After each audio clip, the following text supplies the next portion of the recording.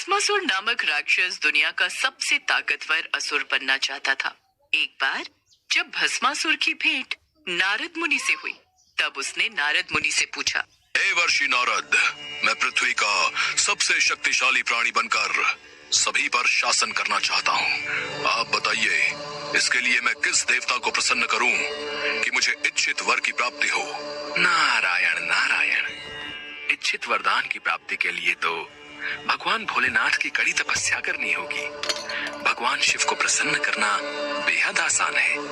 अगर कोई सच्चे मन और श्रद्धा के साथ उन्हें याद करता है तो वो बड़ी आसानी से उसे अपना बना लेते हैं और उसकी हर इच्छा को पूरा करते हैं। इसलिए भस्मासुर, तुम उनकी तपस्या करो तो अवश्य ही इच्छित वरदान प्राप्त कर सकते हो। अच्छा, यदि ऐसा है तो देवर्षि नारद, मैं भोलेनाथ को अवश्य प्रसन्न करूंगा। नारायण नारायण नारायण नारायण। नारद मुनि वहाँ से चले जाते हैं और भस्मासुर जंगल की ओर चला जाता है और जंगल में जाकर वो भगवान शिव से वरदान पाने की लालसा में कड़ी तपस्या करता है। ओम नमः शिवाय, ओम नमः शिवाय, ओम नमः शिवाय, ओम नमः शिवाय, ओम नमः शिवाय, ओम नमः शिवाय। भस्मासुर को तपस्या करते कई वर्ष बीत गए।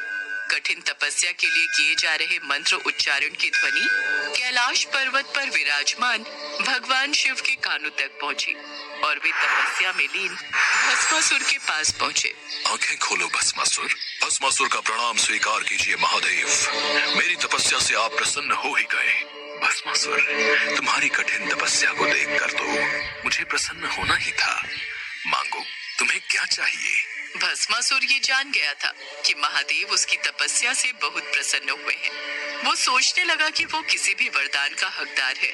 भोलेनाथ, मुझे अमरता का वरदान चाहिए, अर्थात मैं हमेशा इस संसार में जीवित रहूं, मृत्यु भी मेरा कुछ ना बिगाड़ सके।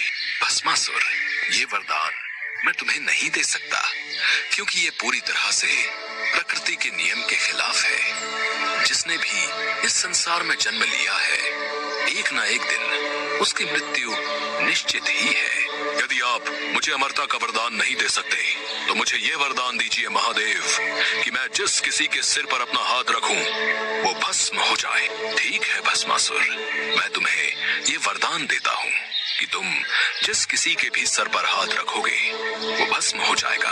भगवान शिव ने भस्मासुर को जो वरदान दिया वो उनके लिए स्वयं आफत बन गया।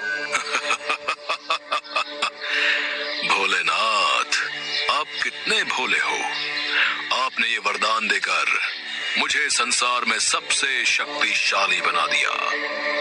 अब मैं किसी को भी भस्म कर सकता हूँ। क्यों ना सबसे पहले मैं आपको ही अपना शिकार बनाऊं। आपको भस्म करके मैं कैलाश पर राज्य करूंगा।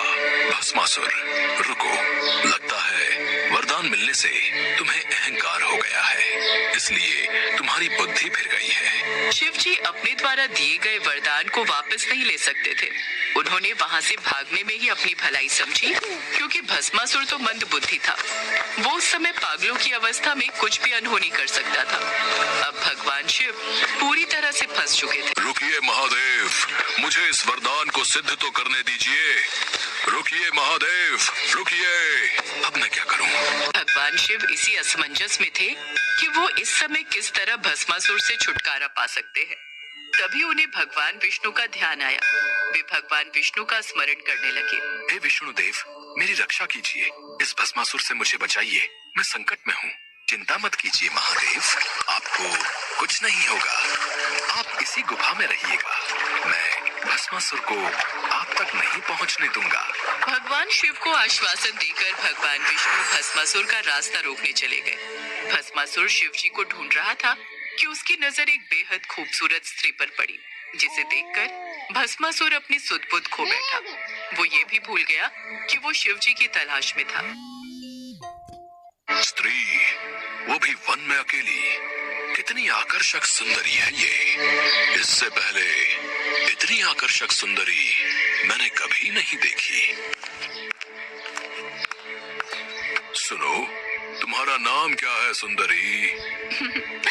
मेरा नाम मोहिनी है। तुम तुम्हारी सुंदरता को देखकर मैं मोहित हो गया हूँ। मोहिनी, अति सुंदर नाम। तुम इस घने वन में अकेली क्या कर रही हो? मैं वन के निकट अपने माता पिता के साथ रहती हूँ और यहाँ वन में पूजा के लिए फूल चुनने आई थी। मोहिनी, मेरा नाम भस्मासुर है। मैं सर्वशक्तिशाली हूँ। मैं तुम्हें अपनी रानी बनाना चाहता हूँ। क्या तुम मुझसे विवाह करोगी? भस्मासुर की बात सुनकर मोहिनी हंस पड़ी। उसने भस्मासुर से कहा, महाराज, मैं एक नृत्यांगना हूँ और सदैव से ही अपने विवाह हेतु ऐसे पुरुष की कामना करती थी जो स्वयं बेहतरीन नृत्य जानता हो। क्या आप नृत्य के बारे में जानते हैं? भस्मासुर ने अपने जीवन में कभी भी नृत्य नहीं किया था, लेकिन वो मोहिनी के कहने पर नृत्य करने के लिए भी तैयार हो गया। सुंदरी, मैं नृत्य करना जानता तो नहीं, पर अगर तुम नृत्य सिखाओगी तो मैं अवश्य कर लूंगा। आपकी प्रेम भरी बातें सुनकर अब तो मेरा भी मन आपसे विवाह करने के लिए विचलित हो रहा है। चलिए, मैं आपको नृत्य सिखाती हूँ। जैसे जैसे मैं नृत्य करूँगी वैसे वैसे आप करते जाना। ठीक है सुंदरी, तुम नृत्य प्रारंभ करो, मैं तुम्हारे साथ साथ करूंगा। मोहिनी नृत्य प्रारंभ करती है। भस्मासुर मोहिनी के कहे अनुसार उसकी तरह नाचने की कोशिश करने लगता है। मोहिनी अपना हाथ जब कमर पर रखती तो भस्मासुर भी अपना हाथ कमर पर रख लेता। मोहिनी अपने हाथों से मुद्राएं बनाती तो भस्मासुर भी हस्त मुद्राएं बनाने की कोशिश करता। कुछ देर तक मोहिनी और भस्मासुर का नृत्य चलता रहा। भस्मासुर नृत्य अभ्यास में पूरा डूब चुका था। नाचते नाचते मोहिनी ने अपने सिर पर हाथ रखा और उसकी देखा देखी भस्मासुर ने भी वही किया। भस्मासुर ये भूल गया कि स्वयं अपने सिर पर हाथ रखने से वो भी भस्म हो सकता है। स्त्री के प्रेम में आकर वो शिव का वरदान भूल गया, जो उसके लिए श्राप साबित हुआ। भस्मासुर का संहार करने के लिए स्वयं भगवान विष्णु ने मोहिनी अवतार धारण किया था। भगवान विष्णु फिर से अपने रूप में आ जाते हैं। भगवान शिव उनके समक्ष आते हैं। बचाओ, बचाओ! भस्मासुर, तुमने मेरे द्वारा दिए वरदान का दुरुपयोग किया, इसी कारण तुम्हारी ये दशा हुई। महादेव, आपका दिया वरदान सत्कर्म करने वाले लोगों के लिए तो फलदायी होता है, पर वरदान का दुरुपयोग करने वाले पापियों के लिए कभी फलदायी नहीं होता। आप भोला भंडारी हो भोलेनाथ, इसलिए आपके भोलेपन का फायदा जब भस्मासुर जैसे पापी और दुराचारी राक्षस उठाने लगे तो उनको ऐसा ही दंड भुगतना पड़ता है। भस्मासुर को उसके पाप का दंड मिल गया, जिसके पश्चात भगवान शिव और भगवान विष्णु वहां से अंतर ध्यान हो गए।